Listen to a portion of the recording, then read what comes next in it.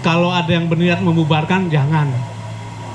Sampai film ini selesai. Film ini pendananya atau yang biayain film ini menceritakan bagaimana food estate sejak Soeharto, SBY, Jokowi dan Prabowo selalu gagal.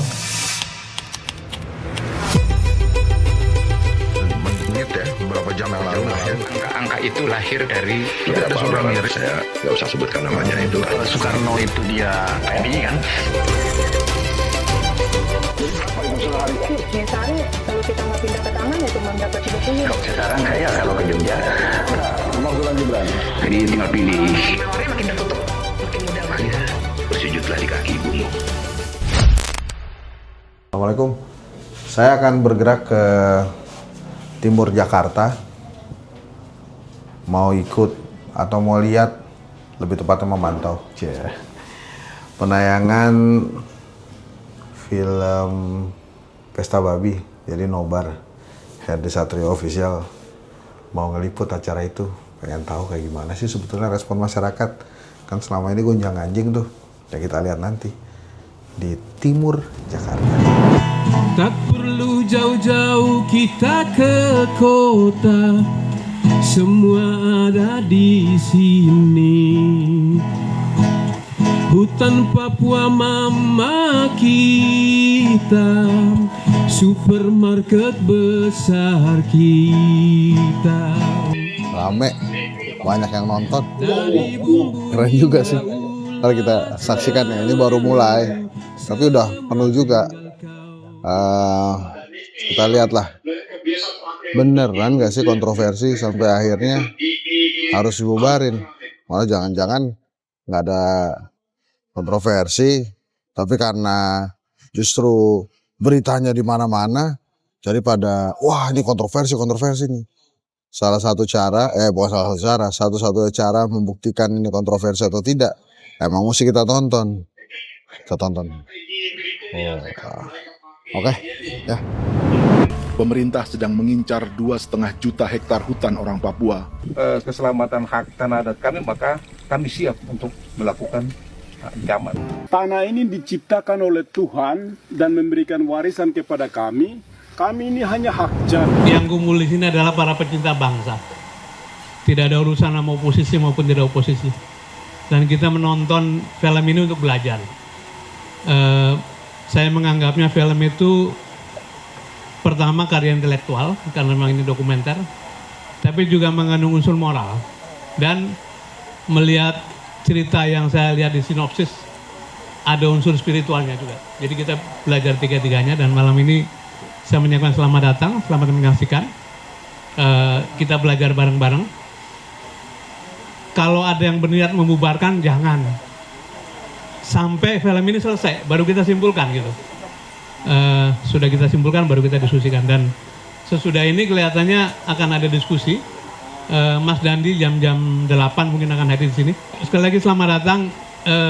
Tempat ini bisa digunakan oleh siapapun yang ingin berkegiatan publik.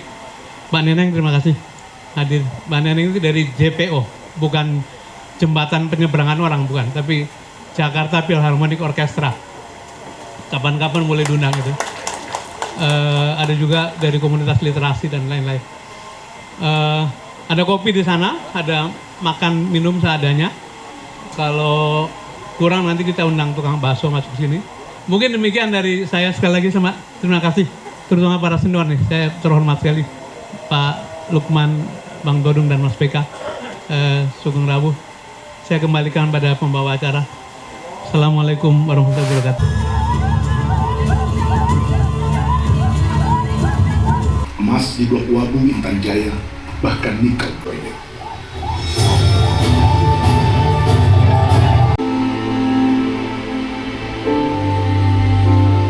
Produksi filmnya berapa lama?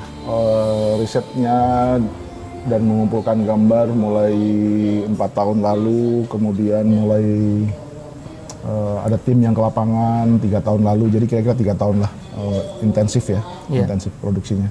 Ya. Terus Andre, kalau sekarang kan dianggap film ini kan ada sebagian orang-orang di kabinet itu provokatif gitu Mas. Provokatifnya di mana ya? Saya tadi nonton sih nggak ada provokatifnya. Iya, saya juga bingung provokatifnya di mana. Judulnya juga nggak clickbait. Jadi kalau nonton beneran ya ada beneran upacara adat bernama Pesta Babi atau Awan Atatbon. Jadi ini bukan judul yang clickbait gitu. Jadi kalau isinya dianggap provokatif ya saya sarankan sih nonton aja. Mudah-mudahan dengan menonton nanti ya terbukti lah apakah benar provokatif atau enggak. Karena kalau provokatif saya pikir juga meremehkan ribuan orang yang menggelar nobar, ribuan panitia penyelenggara, ribuan orang yang datang untuk nonton, dan mereka pasti akan merekomendasikan menulis review di sosial media. Jadi kalau film ini dianggap provokatif kayaknya kok nganggap orang-orang yang datang itu bodoh gitu. Jadi melecehkan kecerdasan para penonton film ini sebenarnya. Ada lagi video kemarin, ada statement dari Kasat. Dia mengatakan bahwasanya bikin film itu biayanya mahal. Dalang, coba cari tahu siapa dalang di balik pembiayaannya. Karena bagi Papua mondar-mandir itu. Iya, saya sudah jawab sebenarnya itu. Jawabannya pokoknya ada. Sudah saya jawab ya. Saya pikir silakan bisa dicari jawaban saya. Yang jelas film ini pendananya atau yang biayain ada di logo posternya, ada di akhir film semua logonya ada. Yang kita nggak ada itu adalah logo-logo pendonor di surat suara Pilpres, logo-logo pendonor di promosi jabatan jenderal, itu nggak ada tuh logo-logo pendonornya tuh. Tapi kalau logo-logo yang membiayai film ada semua di filmnya. Kira-kira budgetnya habis berapa itu Mas Dendi? Nggak bisa kami hitung karena semua pekerjaannya juga pakai waktu, tenaga, profesional. Ada yang urunan alat, ada yang urunan waktu, ada yang urunan skill kayak saya nih. Iya. Sutradara kan, ya saya urunan dalam bentuk sutradara, nggak dibayar.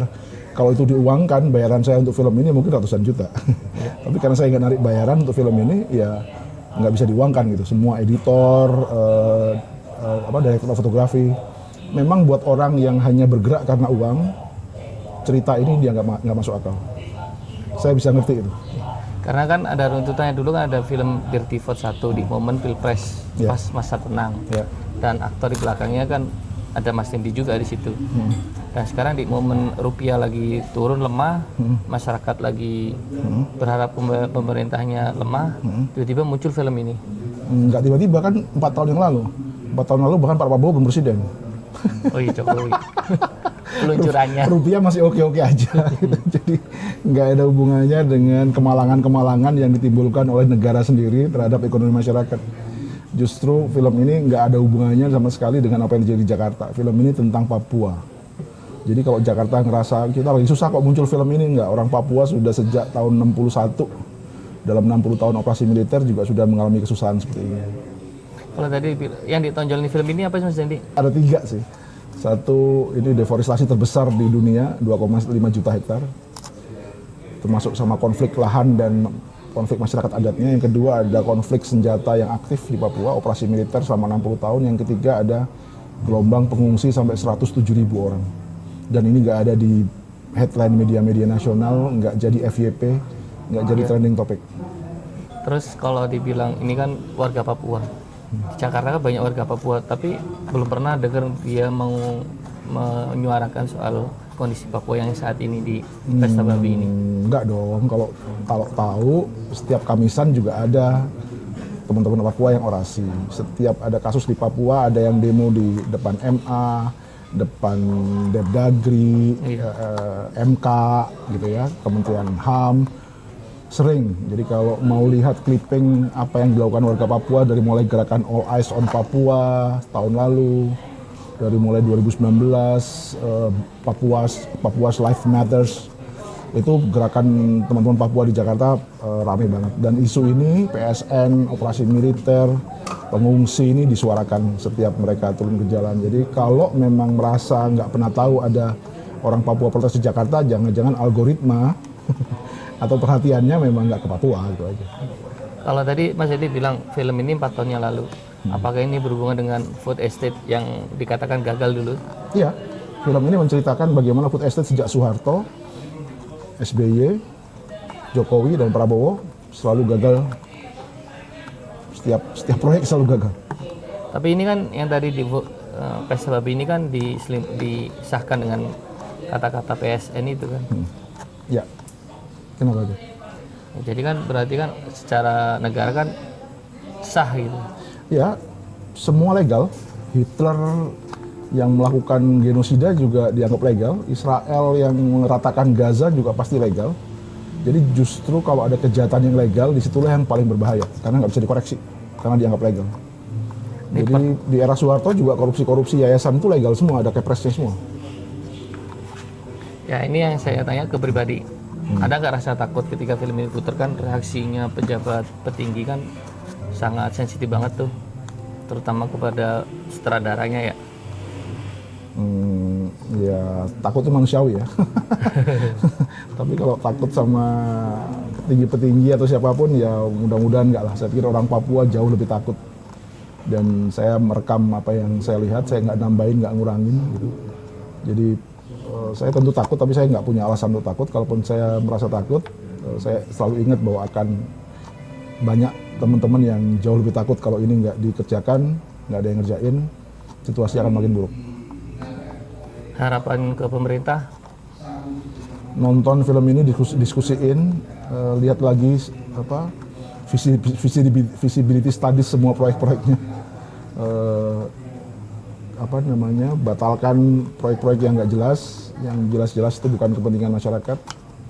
Lakukan konsultasi publik, karena bagaimanapun juga pembangunan untuk rakyat, bukan untuk investor. Jadi ya segera lakukan evaluasi atau hentikan sama sekali. Ini terakhir agak sensitif lagi. Tadi disebut di situ Haji Isam.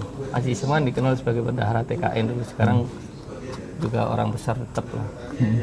Dan pemilik dari semua perusahaan di Papua kan mayoritas Haji Isam. Enggak, sebenarnya di film ada 3 orang. Iya. Salah satunya dia. Ya. Dan dia kan TKN dulu, bendahara. Kenapa? Kenapa kalau dibilang PSN nggak negara yang ngambil alih gitu? Kenapa harus ada orangnya perusahaan individu keluarga kan gitu? Ya pokoknya di PSN itu ada 3 perusahaan, ada 3 pengusaha yang saya sebut. Ya. Silakan menonton, saya nggak mau spoiler. Tapi intinya ada kontraktor land clearing, ada pengusaha bioetanol dan tebu, ada pengusaha sawitnya. Jadi ada 3 pemain utama, tapi juga banyak pemain-pemain proyek-proyek di Merauke. Selamat menonton. Setelah Pesta Babi ini ada lagi nggak Pak? Kan gebrakan lagi nih. Enggak. Tiba-tiba ada. Setelah Pesta Babi mudah-mudahan yang berpesta terwujud cita-citanya, dalam hal ini masyarakat Muyu. Jadi pesta adalah sebuah konsolidasi dan juga harapan. Tapi untuk yang berpesta di Jakarta, mudah-mudahan ada saatnya kalian nyuci piring semuanya. Ada ancaman nggak Pak? Pernah sampai saat ini pernah ada dapat ancaman nggak? Alhamdulillah nggak. Yang paling diancam adalah justru panitia-panitia nobar di garis depan, teman-teman yang ada di garis depan untuk nobar, itulah yang diancam. Saya akan bicara dari sisi komunikasi politik lah. Saya belum pernah ke Papua, terus terang. Oh, nanti makin tercapture saya. Sorry. Oh, nggak, mohon maaf, lagi keras. Kesini aja lah ya. Jadi saya akan bicara tentang film ini dari sisi komunikasi politik. Yang pertama, teori yang ada jelas difusi inovasi. Karena ini adalah sebuah teori yang mengangkat bahwa marketing film itu seperti yang dilakukan oleh Pesta Babi melanggar aturan algoritma yang ada. Jadi sama sekali tidak menggunakan algoritma yang seperti biasa, tapi justru menciptakan channel-channel baru. Gara-gara saya percaya dengan teori ini, maka saya sempat yakin bahwa salah satu tim marketing terhebat film ini adalah TNI. Karena kalau nggak dibubarkan, nggak mungkin kemudian ada keinginan kita untuk nonton. Jadi teori ini pernah saya gunakan untuk Gubernur Jakarta dan PSI. Jadi saya nggak pernah berpikiran bahwa PSI itu berseberangan dengan Gubernur Jakarta. Karena apapun kebijakan Gubernur Jakarta dikomentari PSI terus jadi membuncah gitu. Sebelum zaman Kaisang tentunya. Nah, jadi saya pada saat ketemu Dandi tadi saya nanya, ini gimana marketingnya? Dandi sih kemudian bicara hal-hal yang idealis kan, ada pembawaan hutan, ada pembunuhan di sana yang terjadi, kemudian ada perampasan lahan dan lain-lain. Tapi kalau menurut saya ini seksi karena digangguin gitu. Terus saya juga tanya kan, teman-teman nggak aneh ya? Kenapa kok bisa syuting aman-aman aja sampai film ini jadi? Tapi Dandi menjawab diplomatis, karena nggak ada yang tahu gue lagi syuting gitu. Ya oke gitu, karena kita juga nggak tahu dia syuting tiba-tiba muncul ini. Nah, saya sih mengharapkan bahwa dengan teori komunikasi politik yang digunakan oleh film Pesta Babi ini, entah itu sengaja ataupun tidak, itu bisa menjadi sebuah strategi baru buat teman-teman yang sering sekali melakukan atau membuat film independen untuk secara aktif menyuarakan apa yang terjadi di negeri ini. Hari ini kan kita seperti diserahkan negara dan pemerintah tinggal bilang silakan lu survive masing-masing deh, negaranya gue siapin, caranya survive ya terserah gitu. Karena mereka juga lagi berusaha untuk survive dengan ide-idenya macam-macam itu. Nah, satu lagi sebenarnya salah satu tujuan saya kesini bukan hanya menerima undangan dari Pak Sudirman Said untuk bicara, tapi saya juga sedang melakukan pendekatan subjektif dengan seorang Dandi Laksono. Saya kenal Dandi Laksono sejak zaman saya mahasiswa karena kosan kami di Universitas Pajajaran di Jatinangor itu berdekatan. Demo pertama kami itu nuntut trotoar di Jatinangor. Ya dan nih, nuntut trotoar Jatinangor. Tapi sebegitu panjang sejarah saya berdua dengan Dandi Laksono, tidak sekalipun dia menawarkan saya untuk bermain di Dirty Vote. Jadi waktu Pak Sudirman Said bilang Dandi ada, maka keinginan utama saya adalah menjaga popularitas tentunya. Jadi saya hadir di sini supaya Dandi juga ingat saya. Dan saya sudah berhasil menjebaknya karena besok dia berjanji akan bicara di podcast saya. So artinya sudah ada kedekatan yang mulai kembali terjalin. Dan mungkin saja teman-teman akan menyaksikan saya di Dirty Vote 3. Sebuah harapan ya. Ya, itu doa sih. Balik lagi ke film ini dong, masa saya terus. Jadi semoga saya nggak tahu strategi ini akan sampai kapan digunakan oleh Dandi, karena di YouTube pun saya belum menemukan orang yang iseng-iseng mendownload kemudian menyebarkan secara ilegal gitu ya, supaya kita bisa nonton masing-masing gitu. Nah ini keren banget gitu. Entah apakah film ini benar-benar dijaga supaya nggak bisa di-download, atau memang ya ada blessing juga dari Dandi dan teman-teman, film ini nggak di-download orang, jadi ya kalau mau nonton harus bikin kayak gitu. Satu lagi yang menurut saya perlu teman-teman tahu dan kagum dari Dandi adalah, saya sempat tanya, ini lo voice overnya berapa hari? Dia jawab, enggak, gue 1 hari 6 jam aja tuh gue voice over. Kuat juga suara lo, tapi kata dia ya kalau nggak 1 hari yang sama bisa beda-beda suaranya. Jadi menurut saya stamina seorang Dandi Laksono juga luar biasa. Aman ya? Dirty Vote 3 ya. Beneran minta diajak nih kayaknya Bang. Jadi kira-kira seperti itu teman-teman. Dan mudah-mudahan ide Menteri Lukman tadi, Pak Menteri Sudirman Said, itu bisa